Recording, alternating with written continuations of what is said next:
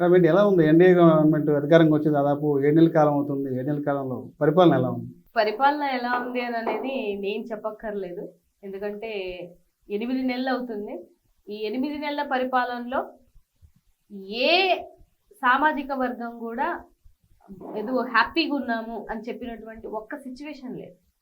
అది స్టూడెంట్స్ తీసుకోండి, లేకపోతే వ్యవసాయ రంగం తీసుకోండి, లేకపోతే మహిళలను తీసుకొనివ్వండి, లేదు అని అంటే చిన్నపిల్లల విషయంలో కానీ, చదువు విషయంలో కానీ, ఏ విషయంలోనూ ఏ రంగంలోనూ ఈ రాష్ట్ర అభివృద్ధి ఎంతగా నీరు గారిపోతుంది అనేది ప్రత్యేకించి చెప్పాల్సినటువంటి సిచ్యువేషన్ ఈ కూటమి ప్రభుత్వం ఎవరికి కల్పించట్లేదు. వాళ్ళే ఓపెన్ గా అందరికీ తెలిసిపోతున్నాయి ఇవాళ. ఎందుకంటే సోషల్ మీడియా అనేది ప్రతి ఒక్కరి చేతిలో ఫోన్స్ ఉన్నాయి. ఏం జరుగుతుంది, ఏమవుతుంది అనే క్లారిటీ జనాలకి ఉంది కాబట్టి వాళ్ళ లోపాలు ఏంటి అనేది చాలా క్లియర్ గా అర్థమైపోతుంది. అంటే మంచి ప్రభుత్వం మాదని చెప్పి ఇప్పటికే ప్రతి డోర్ టు డోర్ స్టిక్కర్లు కూడా వేశారు. మీరేమో ప్రజెంట్ ఏమీ లేదు మా ప్రభుత్వం చెప్పంటారు. సార్, మంచి ప్రభుత్వం అనేది ఎవరు చెప్పాలా? ప్రజలు చెప్పాలా. మీరు స్టిక్కర్లు వేసుకొని ఇంటింటికి వెళ్ళి ఏదో అంటించుకున్నంత మాత్రాన మంచి ప్రభుత్వం అవుతుందని అంటే ఏ విధంగా అవుతుందండి? 8 నెలల్లో మీది మంచి ప్రభుత్వం అని, ఇదిగో ఈ రంగంకి ఇది చేశాము అందువల్ల మాది మంచి ప్రభుత్వం అని చెప్పుకోమనండి. ప్రజలకి సూపర్ 6 అని ఒక హామీ ఇచ్చి మీరు ఇంటింటికి తిరిగి స్టిక్కర్లు అంటించుకోవడానికి తిరుగుతున్నారు కానీ ఇదిగో మేము ఈ హామీ చేశాము, ఇది మీకు న్యాయం చేశాము అని చెప్పుకునే స్థితిలో ఇవాళ కుటుంబీ ప్రభుత్వం ఉందా? దాక్కొని వెళ్తున్నారు మీరు. సో ఈ పరిస్థితుల్లో మీకు మీరే చెప్పుకుంటున్నారు, మీకు మీరే దండోరు వేసుకుంటున్నారు మాది మంచి ప్రభుత్వం అని. ప్రజలు కానీ గ్రౌండ్ రియాలిటీలో కానీ ఇది మంచి ప్రభుత్వం అవునా కాదనేది వాళ్ళకి బాగా తెలుసు. వైఎస్ఆర్సీపీ పార్టీకి ఒక అద్దెమైక్లాగా మారారు నాగమల్లేశ్వరం అనేది కొంత ప్రచారం జరుగుతుంది.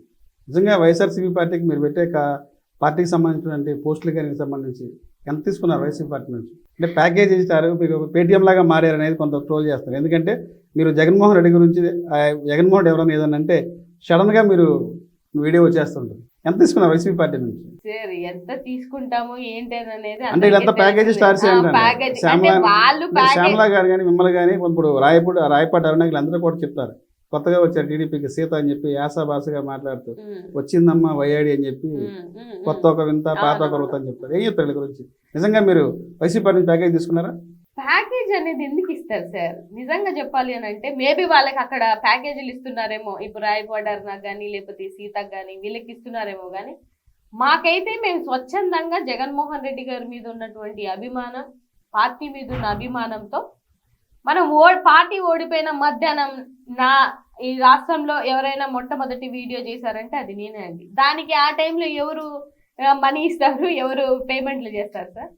అది స్వార్థం లేకుండా నిస్వార్థంగా మన మనసులో నుంచి వచ్చినటువంటి అభిమానం మాత్రమే. దానికి ఇలా వెలకడతారు పేటిఎం లేకపోతే ఇంకోటి అంటే అఫ్కోర్స్ మీరు అన్నట్టుగానే నా వీడియోస్ అదే నా అకౌంట్ డీటెయిల్స్ ఇస్తాను సార్, మీరు చెక్ చేయండి ఎంత పడిందో, మీకు కూడా ఒక క్లారిటీ వస్తుంది కదా. ఎవరు ఎందుకు ఇస్తారు సార్, ఏ పేమెంట్లు ఇస్తారు, ఎందుకు ఇస్తారు? చాలా మంది మాట్లాడుతుంటారు. కూటమి వచ్చిన తర్వాత వైసీపీ పార్టీకి సపోర్ట్ చేస్తూ కానీ సోషల్ మీడియా ఒక పోస్ట్ పెట్టినటువంటి వ్యక్తి అయితే ఎవరు సాహసం చేయలేదు. ఆ టైంలో కూడా మల్లేశ్వరి పోస్టులు పెట్టారు. అది నేను నిస్వార్థంగా చేసిందే సార్, నా అభిమానం, నా ట్రూ కన్సర్న్ అది. అంతే తప్పితే అప్పటికి ఇంకా జగన్మోహన్ రెడ్డి గారికి కూడా తెలుసో తెలీదు ఒక మూలన ఒక మల్లీశ్వరి అనే అమ్మాయి ఈ వీడియోలు చేస్తుందన్న విషయం కూడా ఆ టైంకి తెలిసి ఉండకపోవచ్చు మేబీ. నిజంగా మీరు అన్నట్టుగానే ఈ 8 నెలలు నేను కొన్ని వేల వీడియోస్ చేశాను, మిలియన్స్ వ్యూస్ వచ్చాయి నా వీడియోస్కి. అలాగే కొన్ని వేల బూతులు కామెంట్లు కూడా నా వీడియో కింద ఉన్నాయి. సో ఇవన్నీ భరించుకొని ఎందుకు చేశాను అని అంటే ఆయన నిజంగానే పేదల పక్షాన నిల్చున్నటువంటి ఒక లీడరు.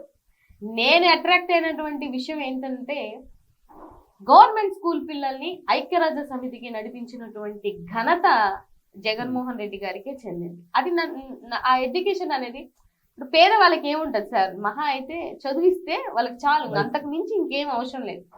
ఆ పాయింట్ ఏదైతే ఉందో అది జగన్మోహన్ రెడ్డి గారు జనాల్లోకి ఎక్కువ తీసుకెళ్లారు.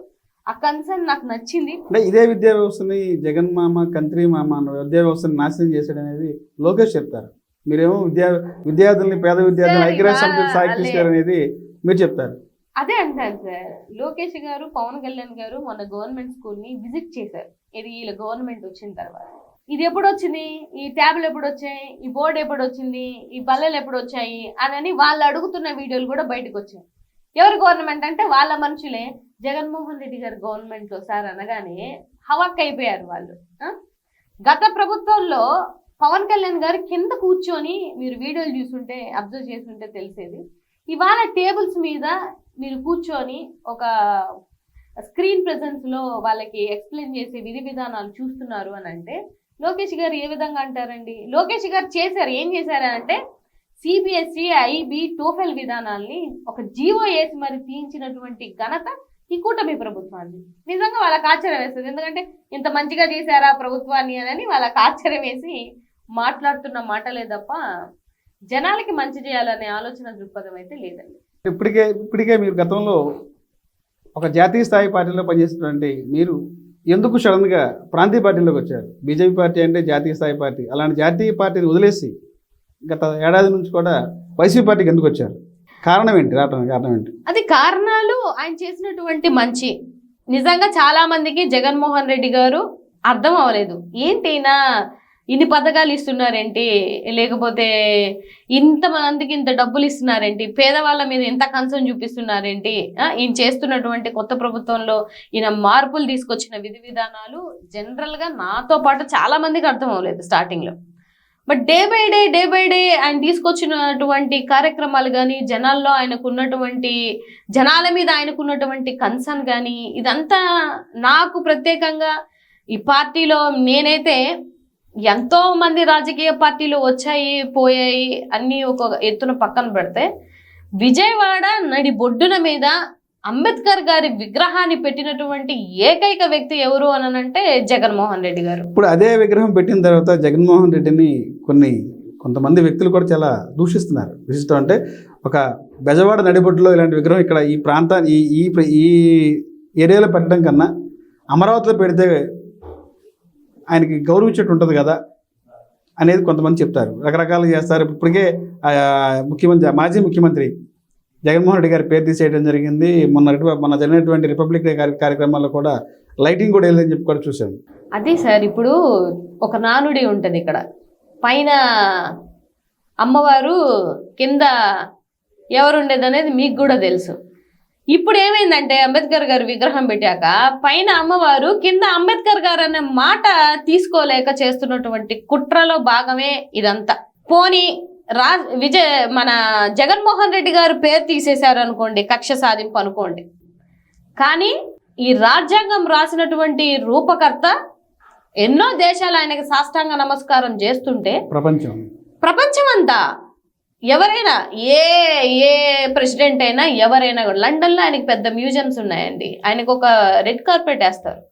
సో అలాంటి వ్యక్తి జయంతి మీరు గవర్నమెంట్ ప్రోగ్రామ్ కదా, ఒక లైట్ లేదు, ఒక పువ్వు లేదు మొన్న మేము చూసినప్పుడు.